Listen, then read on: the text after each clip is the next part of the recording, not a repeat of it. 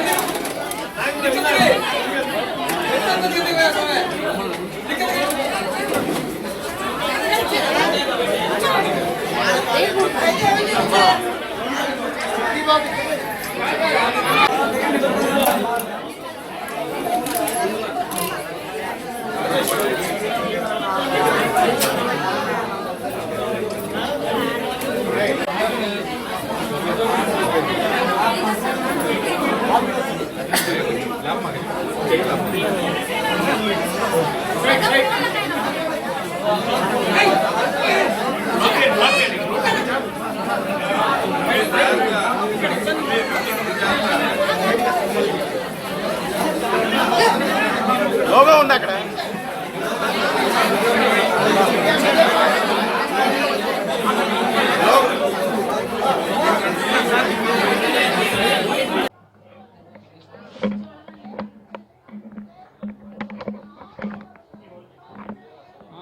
అలాగే ఉండి ఒకసారి ఫోటో తీసుకుంటా తేజ కూడా.